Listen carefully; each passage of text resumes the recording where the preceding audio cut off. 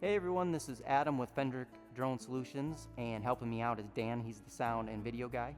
But we just wanted to put a informational video out there talking about our setup that we use to spray acres with.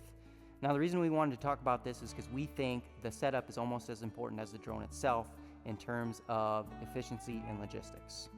Now everyone does this differently. Your setup can range from simple to complicated, from truck to trailer, from expensive to cheap. So we just wanted to put this out there, give you guys an idea of what we use, and hopefully give you guys more ideas of what you like or what you don't like. So to start, you can see this is what I would define as a truck setup. Now the advantages of this is that it is nimble. This can get into tough pastures, which we do a lot of work in. It can get down minimum maintenance roads. It can get off of a road onto an approach. And that provides a lot of advantages as far as ferry times, and that can lead to a big increase in efficiency. So that would be the major advantage. Now, a disadvantage of this would be if this truck were to have mechanical issues, you're essentially putting your drone out of service unless you have kind of a duplicate truck that you could move the rack onto. Now, another disadvantage is the water carrying capacity. However, you can pull a nurse or water tank trailer behind this and you can increase your capacity, but you're just a little less nimble if you do that. All right, so we'll talk about kind of the specifics now. So this is a Chevy 3500 regular cab dually. So this provides just enough payload that we need to kind of accomplish what we want as far as water capacity and how much the rack and all the equipment weighs. Although sometimes if we want to push things, we probably push things a little too far on the payload, so I wouldn't go any smaller than a ton truck if I were to make something similar to this again. Okay, so that's about the truck. The truck, it has 11-foot flatbed on it, and that provides us just enough room for our water tanks, generators, tools, the different additional chemicals, and things like that. All right, so now let's go into our tanks. So we got two tanks. One is a freshwater tank, one is our hot mix tank. This freshwater tank is about 330 gallons. So what we do is we fill that up and we meter it into our hot mix tank. What we use to meter it is just an electric pump. You can commonly get these at Harbor Freight, and they're cheap. You can get a warranty on them if they go bad. Generally, they work pretty well. You might have to do some maintenance on the brushes, but overall, cheap, work well, and they provide enough flow to kind of keep up with what we're doing is what we've experienced. So we go from fresh water, we meter in the exact amount of water we need into our hot mix tank. So unfortunately, another disadvantage is we don't have a mixing cone. We have to dump our chemical right directly into our tote, and we made this little funnel to help, so that way we got a bigger hole to get the chem into, and the wind doesn't affect it as much, if there is any overall. So we dump the chemical right into there. We know exactly how much chemical we're dumping in. We know exactly how much water we're pumping in. Coming off of our freshwater tank also and pushed by the pump is we got a nozzle for spiking our bottles and rinsing them. We rinse all of our bottles, and we got a regular hose nozzle for just spraying things out. It works pretty well. Since it's powered by the electric pump, we get pretty good flow, pretty good pressure. Okay, so our hot mix tank, so we got our sauce mixed up. We know exactly how much water we put in. We know exactly how much chemical we put in. We use a similar electric pump to get our product from the hot mix tank up to our hose reel. However, we also have a recirc coming back to the tank constantly, coming from our hot mix tank, going back into our hot mix tank. It keeps our solution nice and mixed, and we generally don't have any problems with it.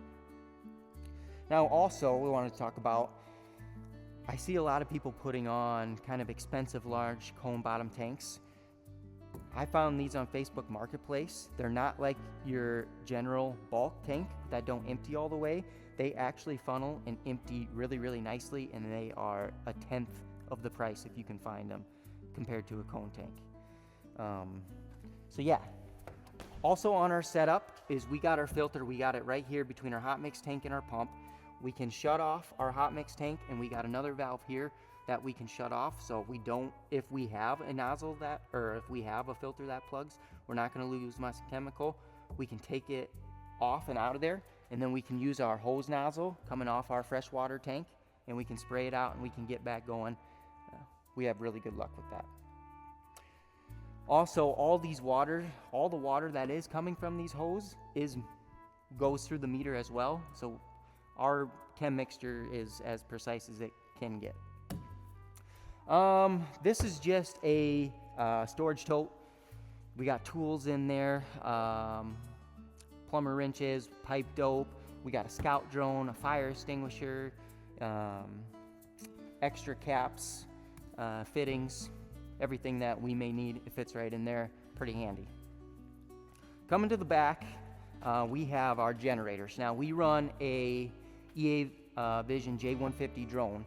So that charger has 2 cords, and those 2 cords together, you can get to 14,000 watts. You can use a 30 amp twist, or you can use a 50 amp plug.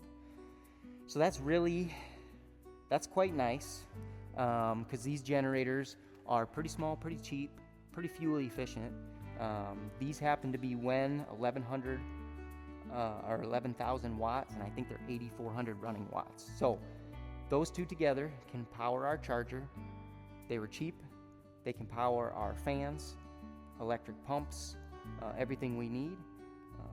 Downside to the 2 generators is they do take up a little more space, but I think the advantage of having 2 small generators is quite nice. Now another thing is we don't have room or payload to run a quiet diesel generator, so these can be kind of loud. Coming over here, this is just where we put chemical, extra gas, anything like that. We do also carry some blocks of wood. Whenever you're in a pasture or pulling onto the approach, the truck never can sit quite level, so sometimes you gotta put some blocks under your wheels to get your top rack as level as possible in order to have the safest operation as possible.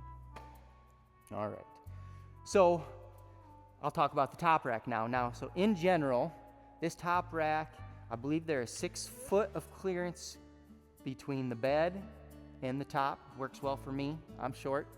And the top rack is 22 feet long. It also has some wings that we can fold down. Each of those wings, they're on each side, and they're 2 foot wide, and I believe they're 10 foot long. So that gives our landing platform, it goes from 8 foot wide to 12 foot wide. It's really nice to have a little extra space to land. All right, we'll take you to the top. All right, so now up top here on the truck setup, like I said, it's 22 foot long. We got these 2 wings that we can fold out, and all we do is just use a strap, pick it up. We can do that on each side. Gives us a total of 4 extra foot to get to 12 wide. Also, as you can see, this top is made from expanded metal. Just a little less weight overall than if we were to use all wood, and that is definitely a consideration when we're already maxing out our payload on our truck. As you can see, we use the EA Vision J150. The drone's been awesome for us, but we won't talk much more about that. Okay, I'll take you to some of the other components up here. So also up here, we got our hose reel. Now this is just a Weaver hose reel. It's worked well for us. Did have to replace a seal in it, but everything always needs a little maintenance. It was pretty cheap. It's 25 foot, reaches the drone, lets us do what we need to do. This is our newest addition, and probably our favorite addition, is a pontoon seat. It's got 360-degree rotation. I mean, it's pretty sweet. But we can sit down in that when we're out drone spraying, and it makes the day a little better. So here we got our battery box, and this battery box is mostly to keep our batteries safe while going down the road. We got our charger in here. We got the 2 batteries in here. We leave this open when we're charging to get as much airflow as possible. And we also have a vent on the side to not deprive those fans of air movement to keep our batteries cool. Also, a lot of the times I got this air blower here, and we set our batteries in front of there. We just want to keep as much air as possible on them, keep them as cool as possible, and thankfully the J150 batteries, they haven't had any issues with temps, and has worked well for us. Another thing we got up here was we got an umbrella. We got 2 slots on each side. We can put our umbrella in either one, and we can provide some shade for us in the battery box. It's really nice on long days. So that, I think, pretty much covers it. The video got a little long, but I wanted to give you some advantages, disadvantages, and some more details of exactly how our rig is set up. But so if you got any questions, reach out. Again, I'm Adam with Fendrick Drone Solutions. Dan is the guy behind the camera. We've been spraying for 3 years. We got experience. We deal EA Vision drones. So if you got any questions about getting started, or if you need custom acres sprayed, you can reach out. So yeah, thanks guys.